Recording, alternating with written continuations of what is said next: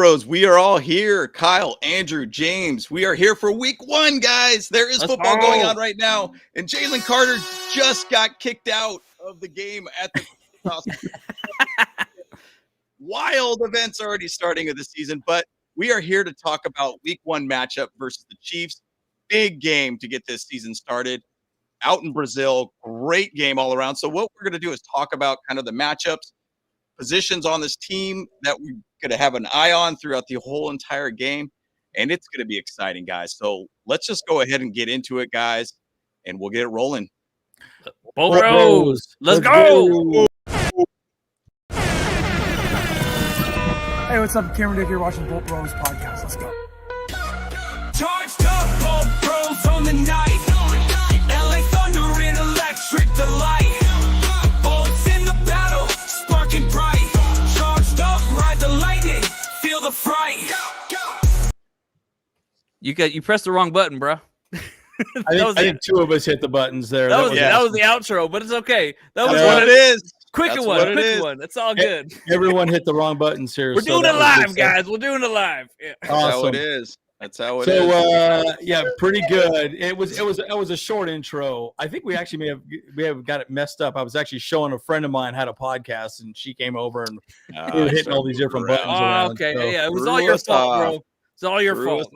Yeah. But yeah. Hey, by the way, Pappy, I will be there still tomorrow. We'll probably be a little bit late, so me and the wife will be at the event. So tomorrow I will be in Los Angeles, and I will be at the viewing party tomorrow at the season ticket holder event. I didn't know that. Pretty dope. Yeah, man.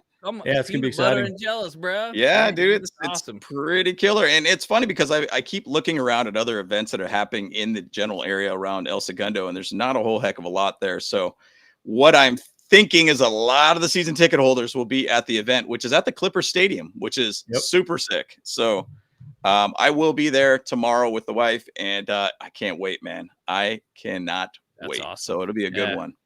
Oh man, call me peanut butter and jealous. That's for sure, man. And James, show off the new merch hat right there too. Oh yeah, so we got the new merch right here. So this is the Bolt Bros dad hat, kind of a little bit of an ode of the Dodgers logo kind of thing. Yeah. So this is one of the many colors. We have them in black, we have them in white, we have them in blue also too. So it's really, really cool stuff. And then we also have another one that's going to be an ode to the Padres, which we already kind of have something going on there too. Yep. So this is the 2025 Bolt Bros merch, hot off the press. So check it out on our store. We got some really good stuff on there. And man, excited, man. I'm just excited that the season is here, guys. How are you guys feeling so far about week 1? Kyle, what's your thoughts, man? Man, I talked about a whole hour last night about my thoughts about everything. And I was just excited about it, man. Like, look, but there's a lot of burning questions that I have in my mind about this year. The number one is like that. Look, playoff win or bust this season. We cannot. Okay, we get in the playoffs. Okay, that's great, but we got to get that win. That's the biggest thing for me right now. Big time. And I do admit that I talked about this last night with the fans, but Justin Herbert's on thin ice with me. And the reason is because obviously, we've seen 2 versions of Justin Herbert in both of his other playoff appearances, and that has been it stings in my head. However, today, there's some other pundits, whatever, online that were talking smack about Justin Herbert, and then I had to be like, nope, I'm defending my boy here. So here's the thing. We always compare him to Peyton Manning because Peyton Manning, it took him 6 years to get his first playoff win. Yeah, he had 3 playoff appearances, and he didn't win each of those wins in that whole time of his first 6 years or whatever like that. But then he finally got it figured out after the 6th year, and then of course his 9th time was when he won the Super Bowl and stuff. So I hate to say it, but us Chargers fans, we've been patient long enough. But we still got to be patient, possibly a little bit more, just a little bit more. That's all it is. And so I'm just like, okay, that's where my head's at right now with the Chargers and with Justin Herbert and stuff like that. So, and I do believe that Justin Herbert is better than Peyton Manning. And history will testify to that. I believe it. I 100% believe it. Yeah. Andrew, how you feeling? Yeah, I think, look, I'm not as salty on Herbert. I understand the argument over and over again about him not getting his playoff wins and so on and so forth. But look, here's my thing. It's a team sport.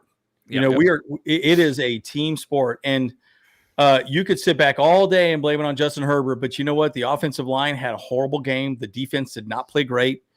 And it was tough. That was a rough game for the Chargers, man. Like, they didn't play well. Like, Houston was probably the worst matchup for us in that last game. And the Jaguars, like, the defense didn't show up in, the second half. And we can talk about it all day. And so I guess my point is, like, I just look at it like, I think Herbert has gotten a lot of undue shade, but I understand the frustrations with Herbert because, you always hear about all this, oh, he's so damn good and blah, blah, blah.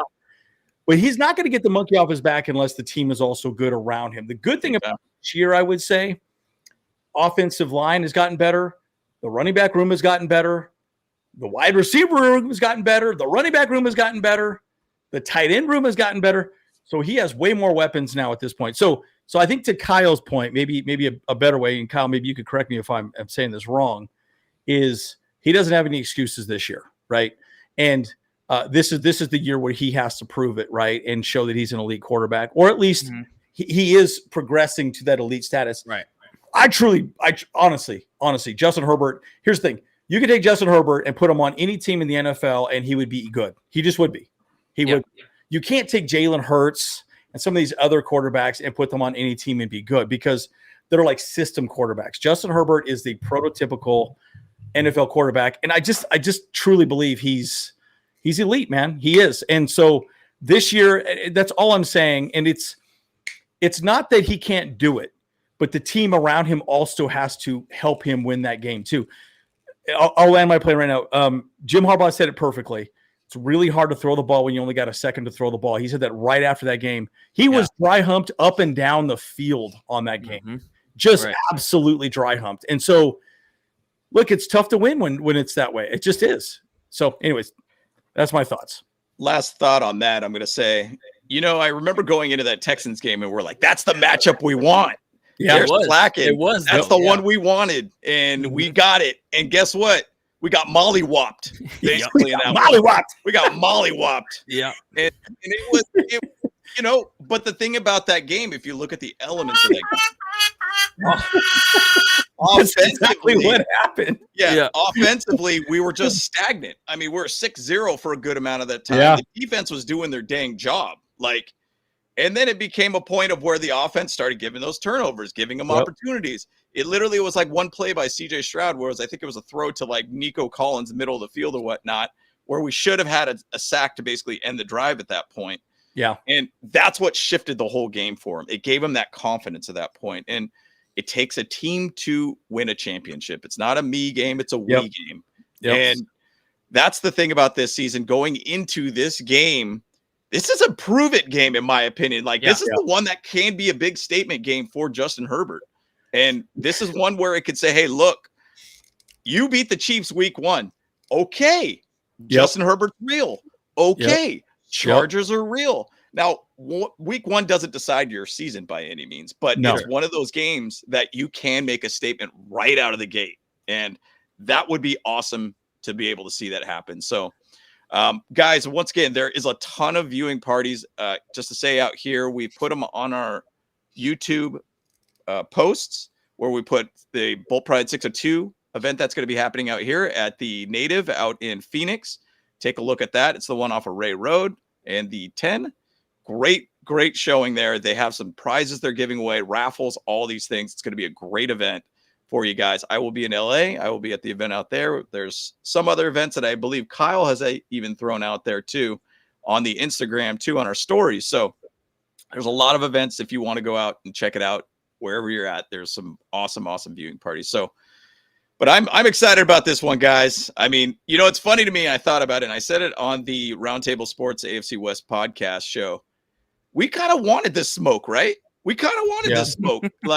Yeah. And some people have thrown out there that, hey, like, you don't want that smoke week 1. No, I kind of want that smoke week 1. And the Chargers actually did sign up to have this game be a home game and to play against the Chiefs. Yeah. So they actually wanted the smoke too. And I'm all for that. This could be very much a game if the Chargers find a way to beat the Chiefs. This is a game that shifts the AFC West. Now, I know the goal is to get to the playoffs, but this is a game that can shift the AFC West just a tad bit because, I mean, Patrick Mahomes 35-5 against the AFC West since he's been a starter. That's ridiculous. Nuts. So this is a big game, man. This is a giant statement game for the Chargers. If they could do it and pull away, this would be massive for you. So, yeah, we got to dethrone them, bro. We got to dethrone them. It's time. Right. We got to do it. We got to do it. And this is the one that you got to do immediately. Let's make it happen. Make this win happen. And I would be so stoked to be able to see that happen. And, you know, Justin Herbert has a record of, I think, 2-5 versus Patrick Mahomes. Probably one of the better records, unfortunately, in the division at this point. But it's got to get better. There has to be a way that you at least split with the Chiefs. And I feel like week 1 is always, it's an extension of the preseason at this point. You can catch a team slipping at this point, and this could be a great game for the Chargers. So let's make it happen, guys. Let's see it happen. Let's go, man. It's going to be exciting for sure, man. I think this is one of those games that I don't know. Did you guys listen to all the pregame that they talked about? Derwin James interview.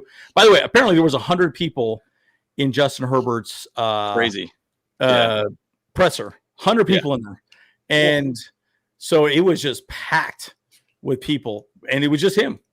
So, you know, it's week 1. You got to start out with a bang. Our team is not banged up at all. Their team is not banged up.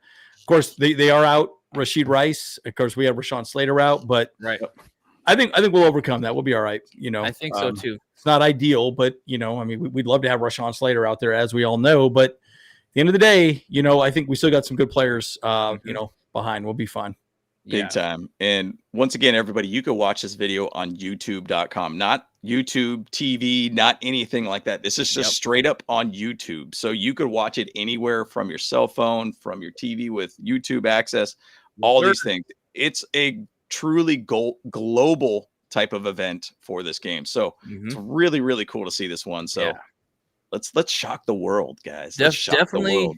Definitely big news on that, you know, and or you can actually do is you can watch it with me on Twitch. I may be a little late. Though, guys, because I got to get home from work, whatever that, you know, like it takes some time.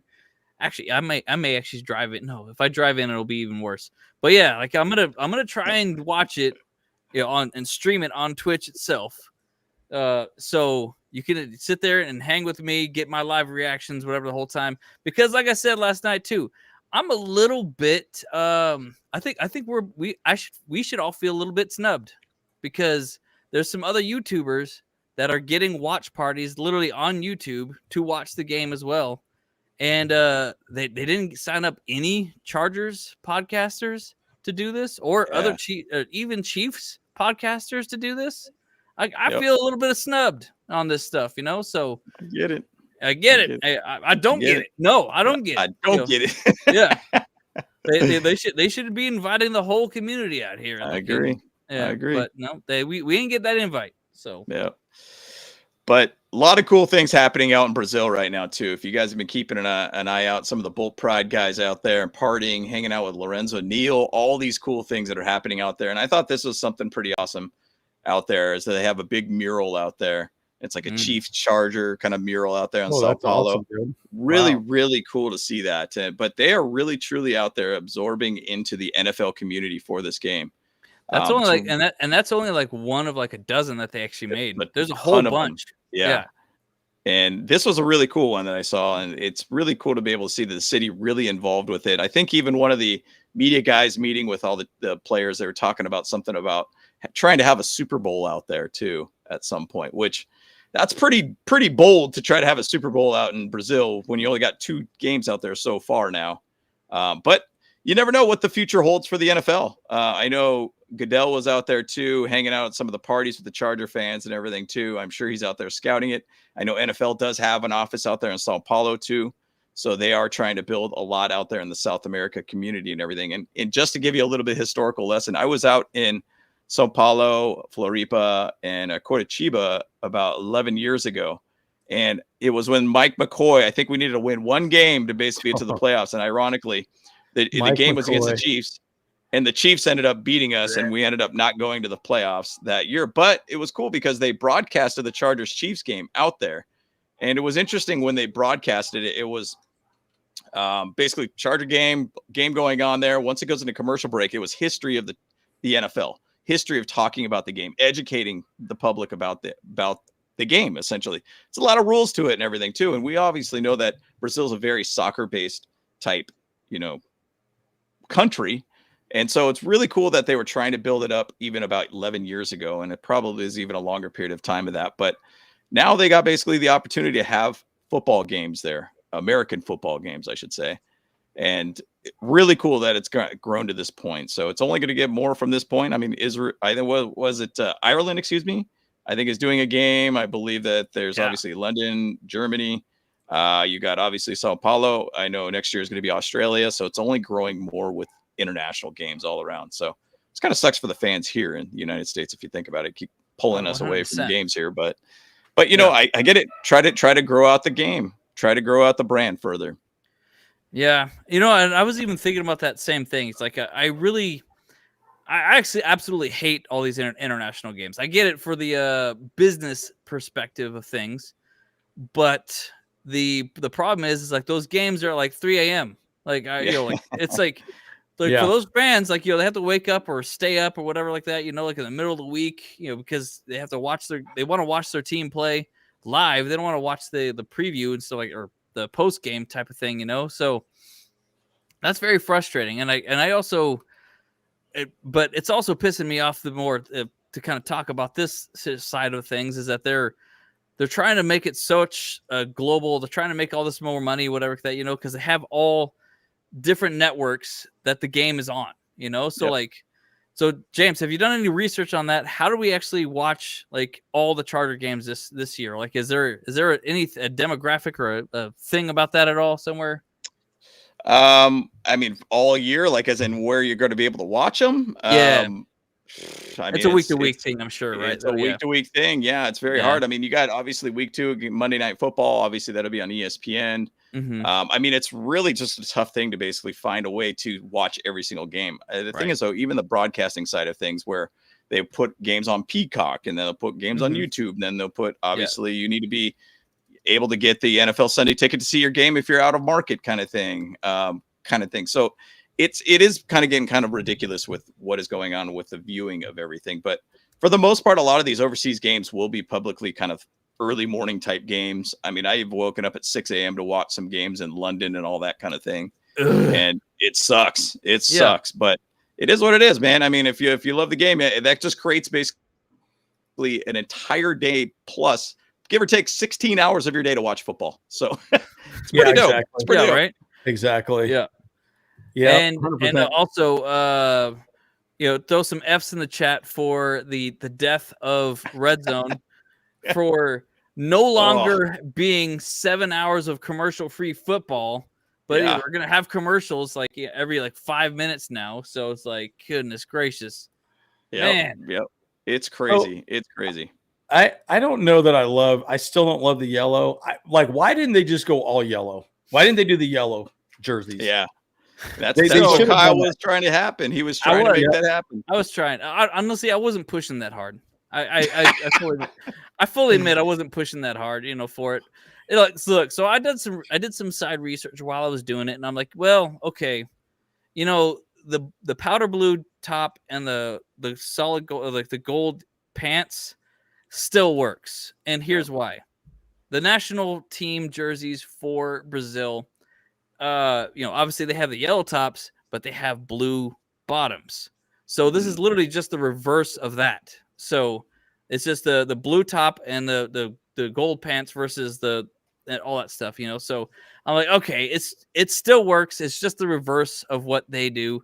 So maybe that can give up. So I'll give it to them that way, So It's funny because a lot of the alternate jerseys that they've been doing too, I'm kind of like not as stoked about this jersey format anymore for some reason. I kind of like the white on whites or the powder blues on the powder blues. Like I kind of like a lot more of the other colorways. I know this is a very, it's somewhat of an iconic look for the more recent type games, but I'm kind of getting a little bit away from the sunshine gold pants now at this point. I'm kind of not liking them as much now, but can't go wrong with the powder blues. It's always a good thing. I think it's a good combination still, but it's kind of getting on that. If I had to tier it, I'd put it at more of a lower tier of like the uniforms that they like or that they play in. So pretty cool. Well, but it's good to see that. I mean, that's what the Chargers are going to be rocking on this game. They're going to be doing the powdered blue jerseys, gold pants, powder socks versus the Chiefs. So we got a there who placed a $4.99 super chat for us, my guys. I'm excited about that. Let's go. Right there. Let's go. So the season start for us tomorrow, James. Road will go through KC. Do not drink the poison Kool-Aid of the Bills. Ravens are frauds. Let's go, my boys. Ready, dude.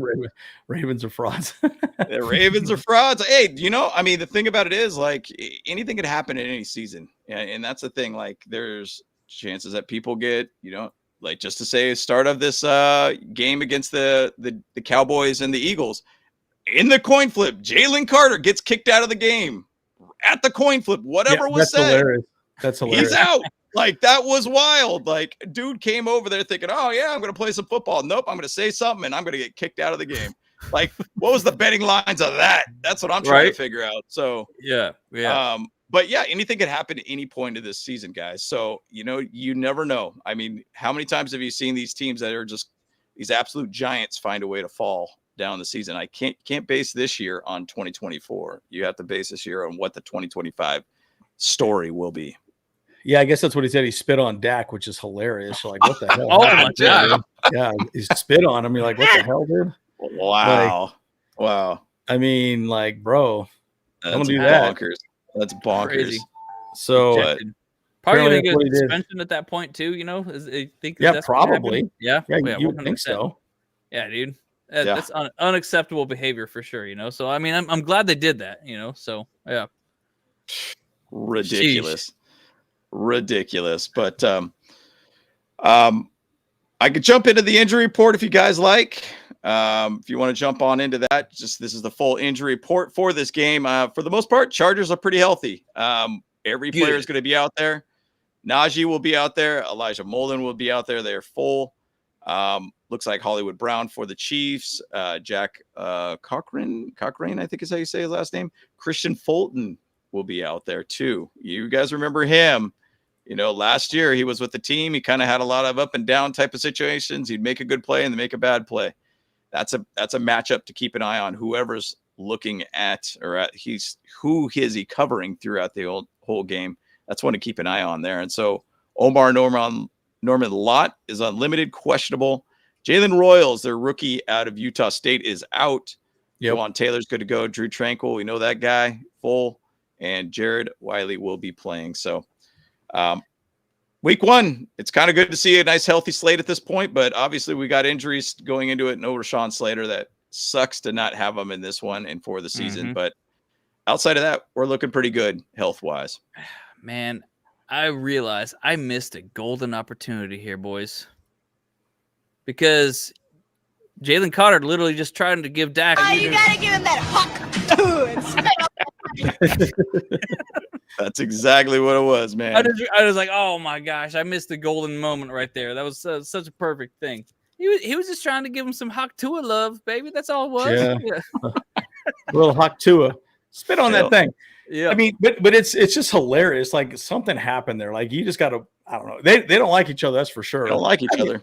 Yeah. I haven't even seen the score. Like, what's the Eagles? It's 7-7 right now.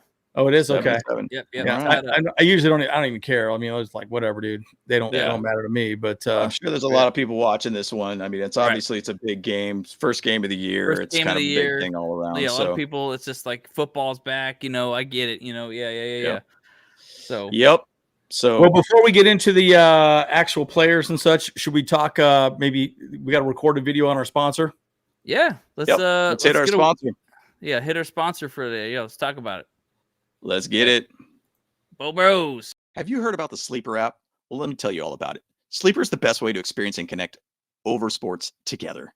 It's a one-stop shop for all your sports needs. You can celebrate and chat on games in real life with other users. Get the fastest scores, blazing fast news, and alerts right at your fingertips. Play in fantasy leagues and win real money on pick contests so you can enjoy sports the way they were meant to be together. Download the #1 sports app today. Plus, you get a $100 deposit match up to $100 when you use code BoltBros. Nice. There we go.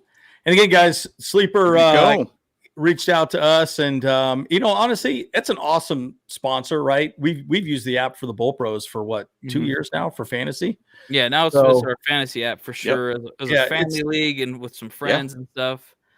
Yeah, it's pretty solid, man.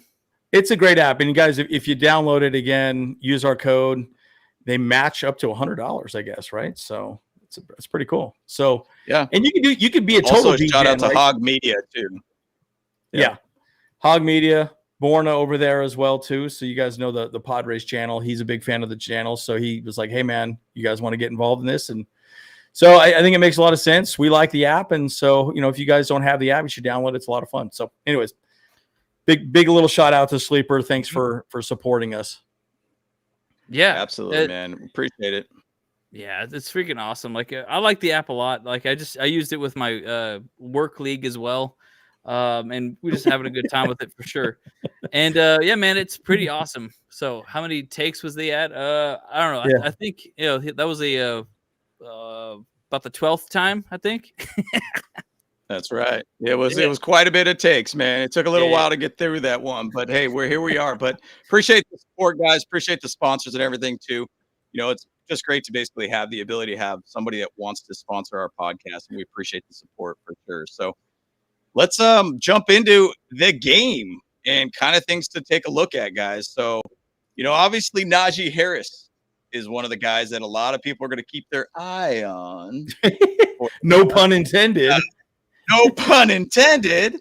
But so it's interesting. Yesterday, Jim Harbaugh talked about it. He said he's going to start the game. And then I'm hearing conflicting reports about that too. So it's going to be interesting because you kind of look at it like this, even if he starts over and under, what do you think he's going to have carries wise? I'm going to say 7 at max is what he's going to probably have, because he's only really been training for about the last 2 weeks, give or take. Yeah. It's not like he's been out there a ton recently. Now, I understand he's a pro. He's in his 5th year. He's got a lot of he's got a lot of juice under his legs and everything too at this point. But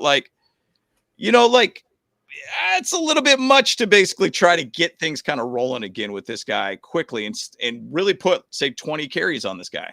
You think Omarion Hampton would be a much bigger play in this one and probably be a little bit more ready for this game all around. So I just want to hear your guys' thoughts on this with the Najee Harris and potentially him starting the game. Yeah, so I did a whole video on this. It was a really short video, guys. I think 6 to 10 carries max. I think he probably hardly even has that. Bottom line, Miguel says 8 here, but look, he's going to be the backup to Omarion Hampton, right? But whatever. If he comes out and plays great, they're going to go with the hot hand. And I'll tell you right now, Hassan Haskins has looked good too. So I wouldn't be surprised if Hassan Haskins got some carries as well too. And we'll see how that plays out as well.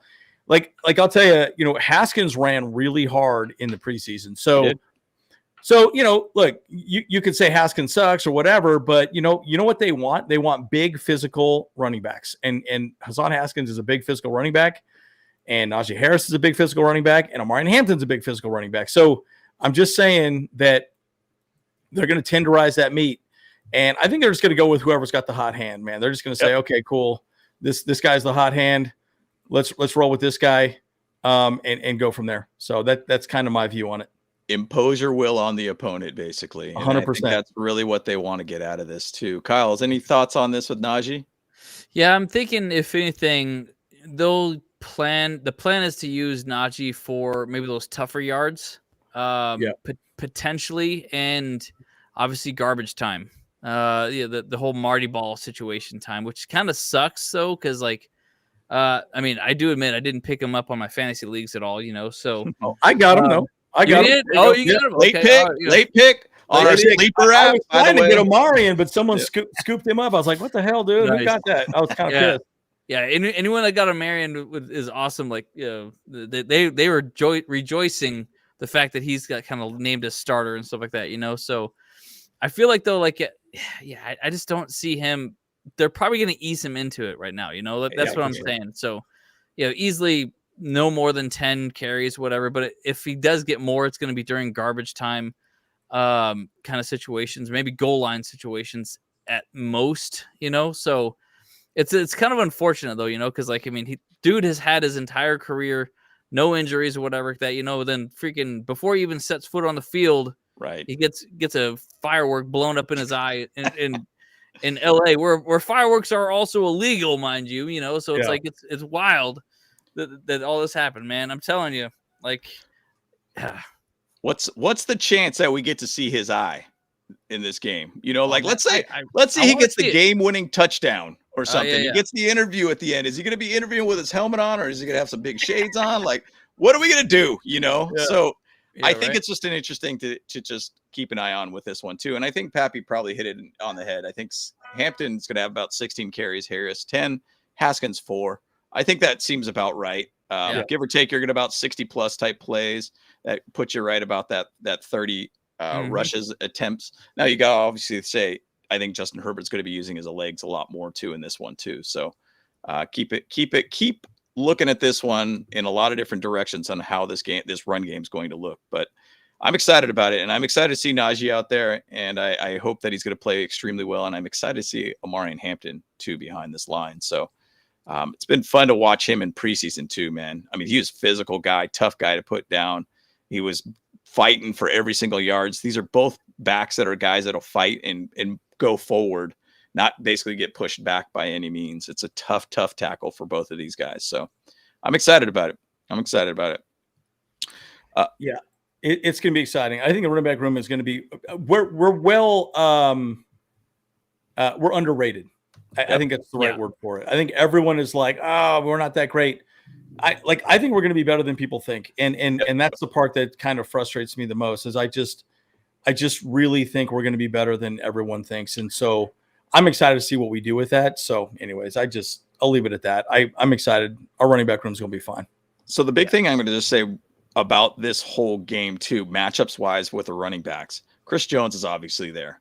Omar Norman Lott, which we talked about as a right defensive tackle for the Chiefs, he's on a questionable situation. They signed Derek Nottie, which is I think it's how you pronounce his last name, but he's an older guy all around with that team. They brought him back, and they got Mike Dana. They also got Jerry Tillery on the team too.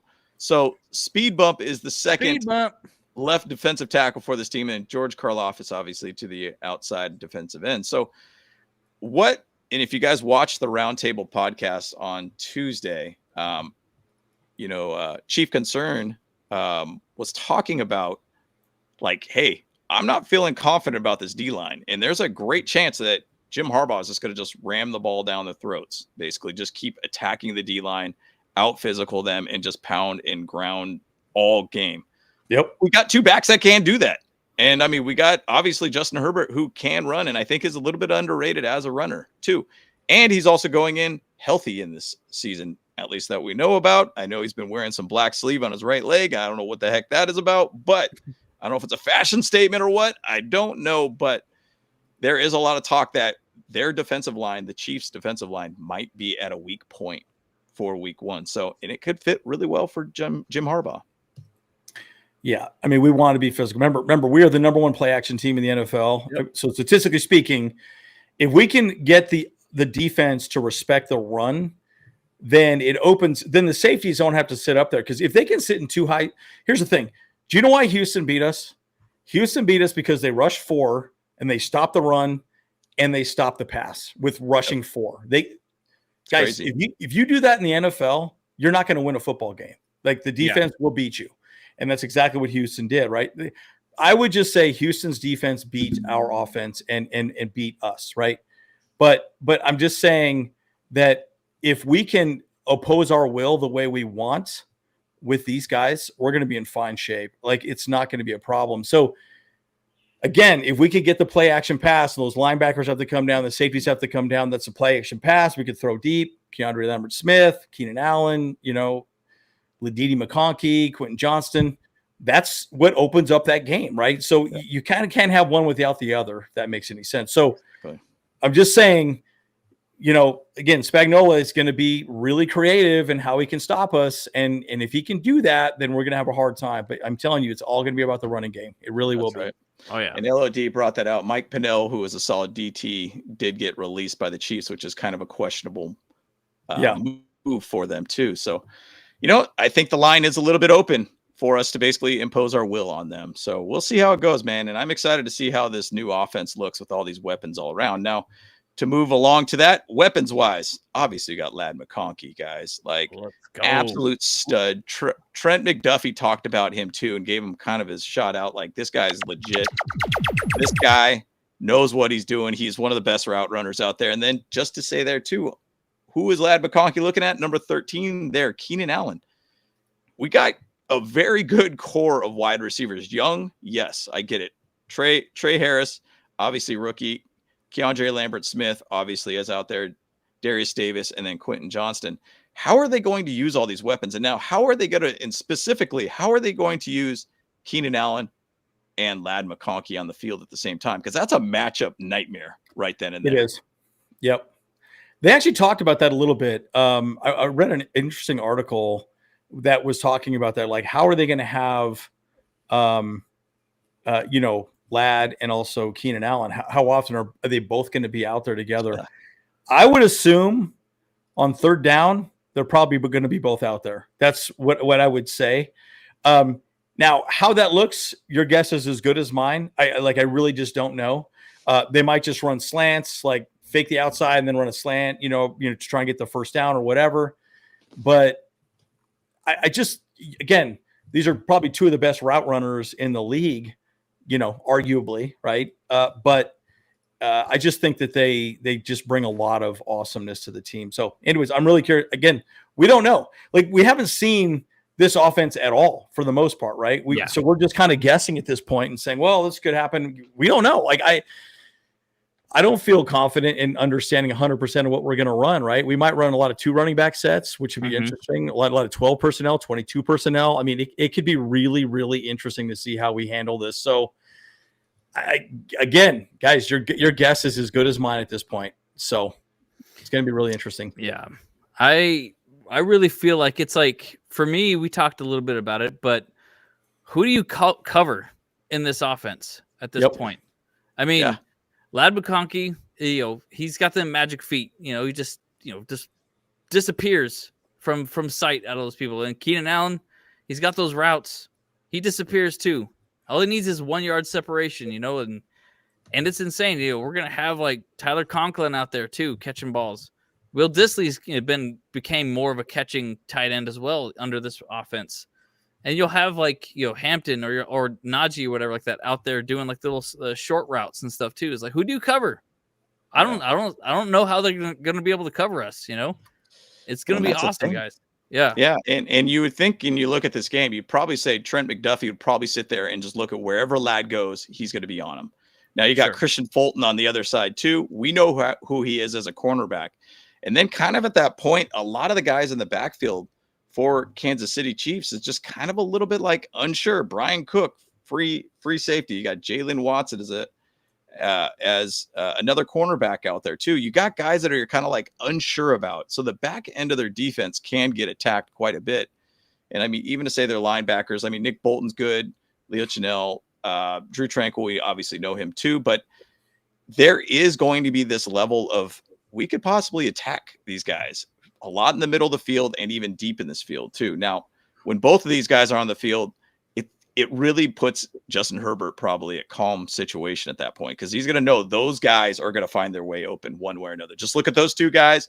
They will find a way to be open for whatever situation needs to be. So I'm excited to see what this wide receiver core can be. And I think it can be extremely like lethal all around. So I'm looking forward to this. Yeah, it's gonna be good. Moving on. O-line.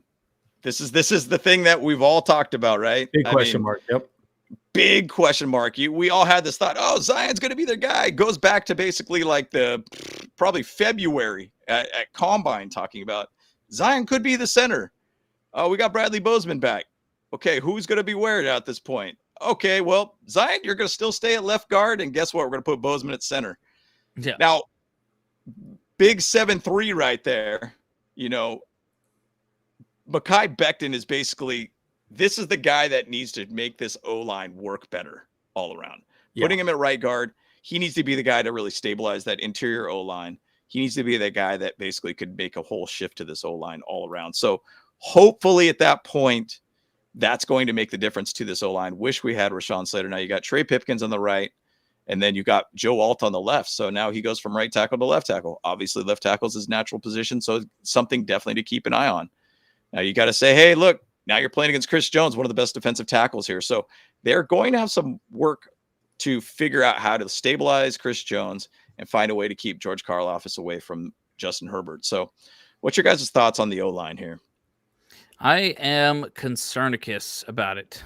Look, I mean, I'll be perfectly honest. Concernicus. Oh, boy. Yes. We're speaking Greek right now because concernicus.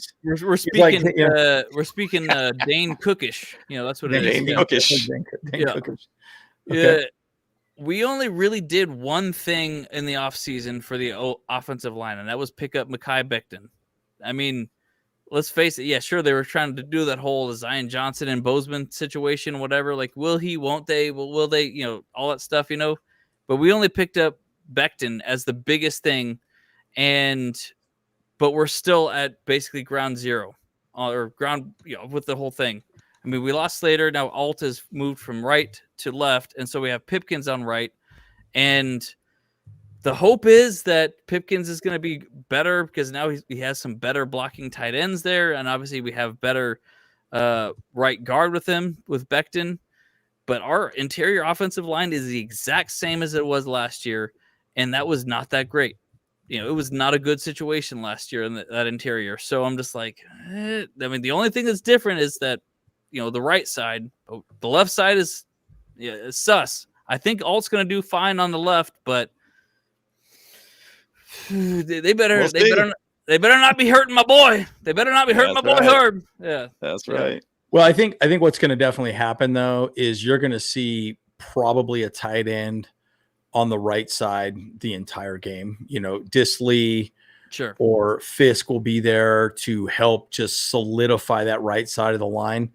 Joe Alt probably can be one-on-one on that side. Yep. So if we go in 11 personnel, you'll probably see the tight end on the right side. So just look out for that. That's just my opinion. Again, whether or not that's true or not, we'll see. But I just think that the bottom line is, again, Pipkins is good, but he's not amazing, right? And so would we rather have someone like, Rashawn Slater out there? Sure. But Pipkins is okay. He's serviceable, right? That's the right term, right? He's serviceable. Backup's always serviceable. So, look, I think we'll be okay. Where I'm concerned, though, is the stunts. What beat us the most against Houston was stunts up the middle. So they're going to try and stunt like crazy. I promise you, they're going to attack Zion and they're going to attack Bozeman because that's what they did in the playoffs. They just said, hey, man, they couldn't pick up the freaking stunts, dude. They couldn't do it. And so they're probably just going to keep trying to stun us in the middle. And guess what? That hurts, Yeah.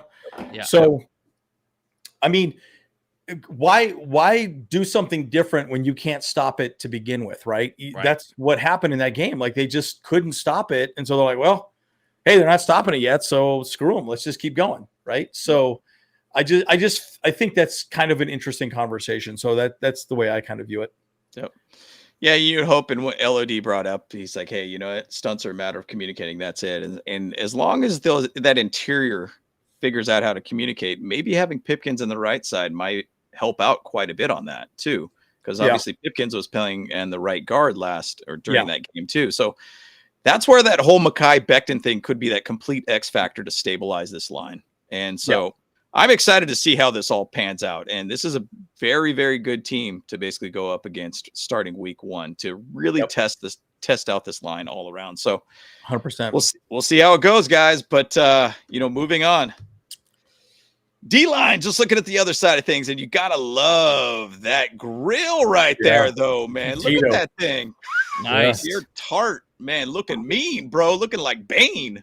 Dude, it's crazy. Good. That's awesome. It's legit. Isn't that Tito? No. Oh, that's Tito. Sorry. Wait. Yeah. Oh, no. Yeah, there's Tito. Sorry. Oh, man, I'm getting my guys Come mixed on, up dude. here. But I love it. I think all D linemen should have that. 9-3, dude. Everybody should have that grill like that, dude. And that looks phenomenal. So, obviously we've picked up a few guys on the team. You got obviously Jones. You ended up obviously bringing back Tier Tart. You got Deshaun Hand. Jamari Caldwell, I think, is going to be a massive player on this team too, especially on those run stuffing for early down type situation. And then Tito Obonia, obviously, we just chatted about him too. And Justin Aboigbe's out there too. So it's going to be, this is that one area that I still always kind of have a little concern about. And because it's like, who is that guy? And who is going to be that guy that can really be that leader to this interior D line? And now I don't really feel too concerned with the Chiefs run game, in my opinion. It's more about just finding a way to create pressure on Patrick Mahomes. Don't let him do those little backyard type pass situations. So, what's your guys' thoughts on the interior D line here? I don't start with Kyle if you want to chat about it, about what the interior D line means to you. Oh man, I honestly feel like our interior D line is pretty good, pretty set. Like I have no concerns at all with our interior D line. At my in the back of my head, I'm like, no, that's good. I'm looking at their depth chart now.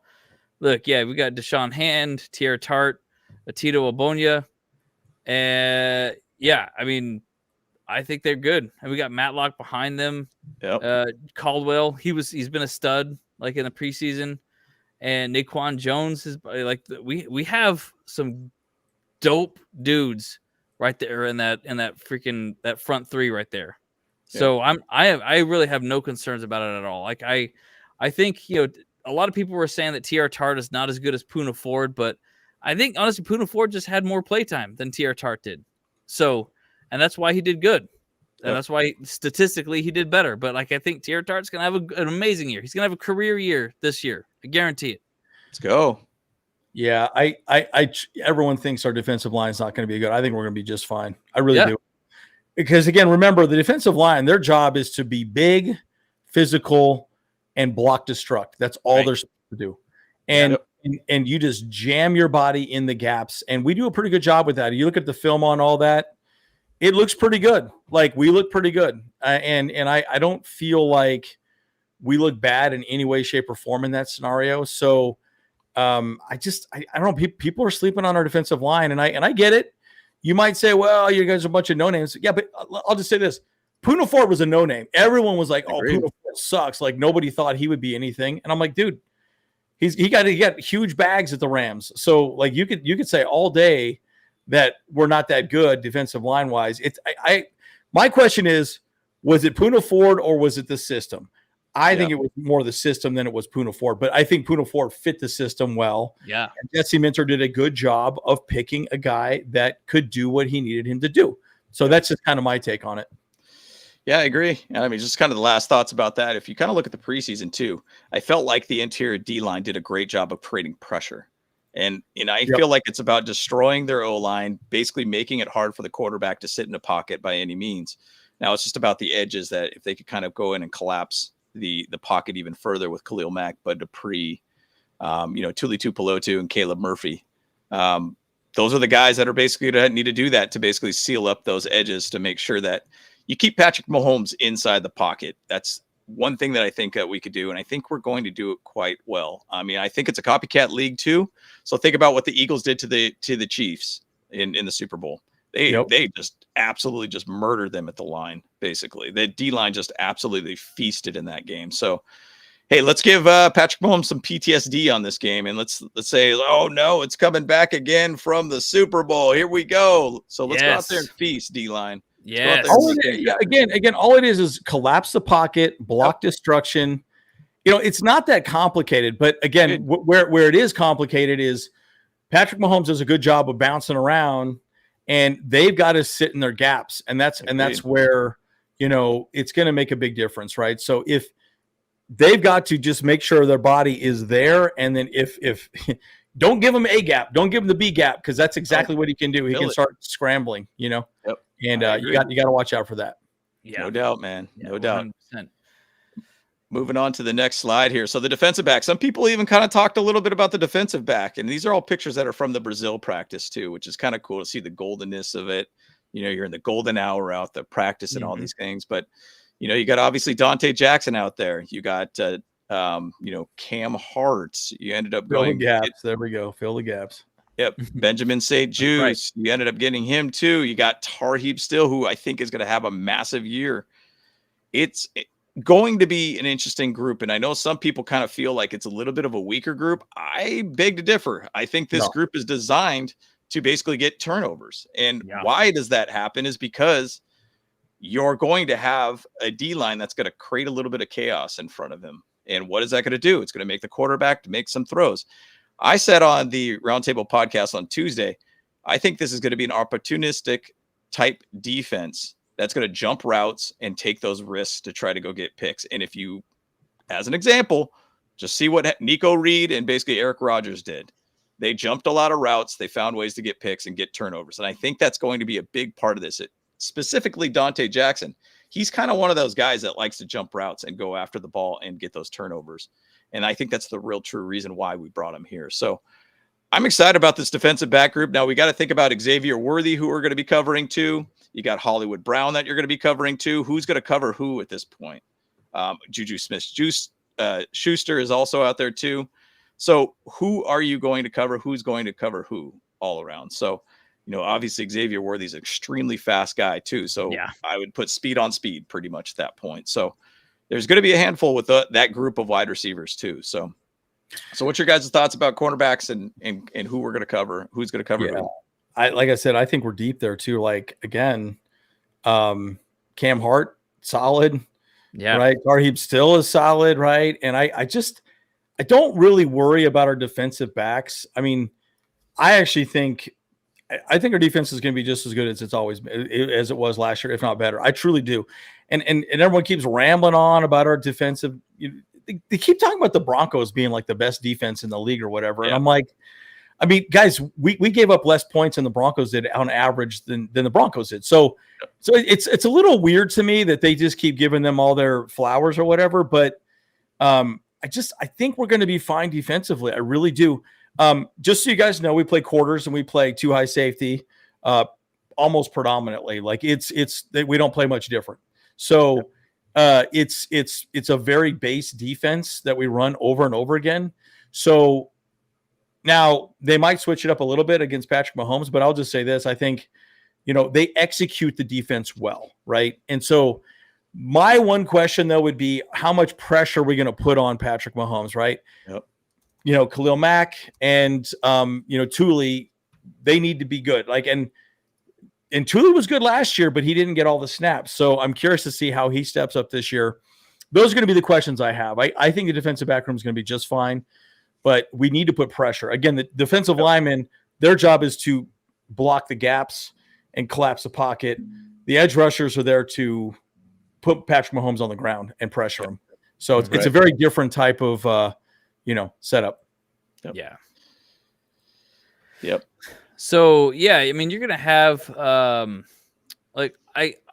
their main wide receiver out there is either a Juju or is it Hollywood Brown? What do you guys think? I think it's Xavier Worthy. It'll be Xavier Worthy. Do you think Worthy's the number one? Yeah, he played extremely well. He connected with Patrick Mahomes quite a bit. Yeah, okay. He's basically the speedster kind of guy, the X guy more or less. So got it. But dude, he's 5'11", $165. Yeah, that fool tiny. That fool's tiny as heck. Yep. You're gonna have someone like Dante Jackson on him probably then. Well, he's not too much bigger, but he's a good 20 pounds bigger right there, 5'10", 180. So it's a pound for pound. He's better. He's bigger. So if it's not him over there, it's going to be Cam Hart. on top of him, who's 6'2", 207 pounds. Yep. Like I hope they put Cam hard on him and just kind of like just breathe on him and he knocks his butt out over. Yeah, well, the difference is he's really fast. That's the difference. Fast. It's speed kills. So it's speed. It's speed. It has nothing to do with his weight or his size. It is his speed, and that's the difference. Give him a little bump. Give him a little bump. Give him a bump at the line, dude. Well, and you need to play physical with him. And I think that's partially why Darius Davis hasn't played a whole lot, because Darius can get moved around on the line a little bit, right? And I think that's where I think they have issues with Darius Davis. So, you can't fight through those bigger corners as easily. And so, no, I get that for sure. Yeah. But I mean, you'll probably, I think the Chargers are going to try and keep too high safety the entire time if they can. Yeah. But again, you also, if you're going to rush 5 and put Derwin James as a big nickel, again, he can blitz and he'll do, like, I think he pressures 30% of the time, guys. Like, so if he runs big nickel, dude, like, I'm sorry, like, he'll just run up at the right before the ball snap. He knows there's a gap here. Right. He's just going to try and put his nose right in there and put Patrick Mahomes on the ground. Like, again, it's going to be fascinating to see how this all plays out, but I think you're going to see some interesting different formations that we throw at him. I think we're going to throw some wrinkles at him this year. It's what I think too. Yeah. So we got it. And the big part of it is too, and I put up Derwin James here because he's obviously, I think, going to be a major factor on this team, specifically on the pressure side of things. They're going to play him a lot more at the line, a little bit more in the box ability. Obviously, Derwin James is one of the best safeties in the league, and this guy's an absolute stud. And think about the Kelsey tackle. Remember from a couple of years ago, just absolutely slamming on the ground. Yeah. I was thinking and remembering some of like Derwin James is just absolutely going in for a rush and just blowing up the running backs, and then still just like trampling that running back to get to the quarterback. I mean, he is an absolute menace out there, guys. And so Derwin James is going to be a big X factor to this whole game. Now, is he going to be, and he's kind of known to just basically cover Travis Kelce and everything too. Is Travis Kelce really who he once was at this point? I mean, Noah Gray is another good tight end too out there too, but is that going to be the factor of where they're going to play Derwin James on the tight end, like they seem to love to do, or are they going to use him a lot more for the pass rush type situation? I think it's going to be a mix of everything, but this guy is going to be a major factor. And, I got my old 33 Derwin James jersey on right now because he's my guy, and he's got my name on his back, by the way, too. So that works out well. I know. Yeah. Oh boy. But the safety group is looking great. Yes. Yeah. I think it's going to be fine. And by the way, hitting dingers this year has not happened.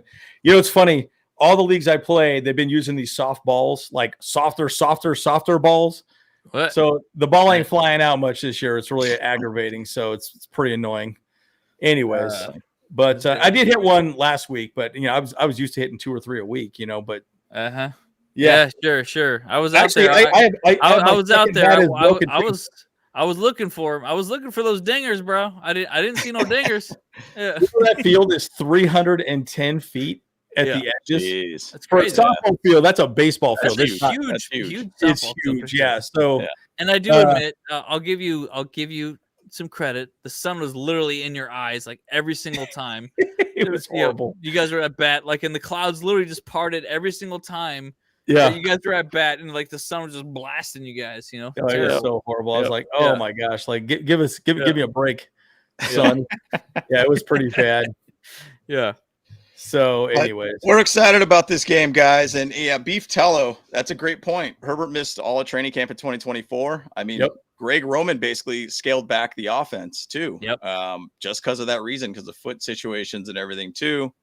And then obviously some ankle situations that happened later on. So going into a healthy, Justin Herbert into week 1 versus the Chiefs is going to be a big, big factor to this game. So I'm looking forward to this one, guys. And I'm ready for football, man. I'm absolutely ready. I know everybody's kind of watching the Cowboys Eagles game right now. That's NFC, man. Let's just get to the real game. Let's get to where the real men are. Let's get the real football on TV. It's called the AFC West specifically. Yeah, exactly. Well, we could wrap up our thoughts. It's been about an hour now. And again, guys, thank you for joining in. I know you could be watching another football game nobody cares about. At least I don't care about the Cowgirls and the Eagles, but at the end of the day, look, I'll just say this, guys. I truly believe the Chargers are going to be absolutely solid. It's going to be one of those things where I'm excited to see what we end up doing this week. I think this week will be very interesting. I think it's going to boil down to execution. I think we're going to have a lot of tricks up our sleeves, guys. We're going to play a pretty old school type of football, but man, I just think we're going to have some tricks up our sleeve this year. And again, the Chiefs are going to have tricks up their sleeves as well too. But I'm really curious to see how it plays out this game. We saw base offense, base defense in preseason. That's all we saw. Very base. Yep. So I think again, week one is always a crapshoot. You never quite know, but I'm just excited to see what we do. It's going to be interesting. No doubt. Yeah. And Kyle, what's your thoughts? The worst tricks the Chiefs are going to play is 100% the refs.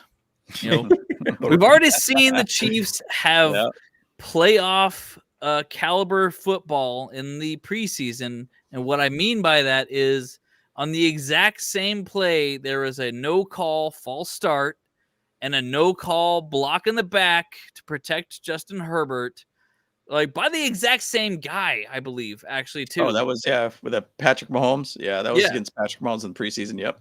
Yeah. And I was like, dude, the refs are already in preseason or postseason form here. Yeah. Where like they're giving them the calls and not calling what they need to be on him.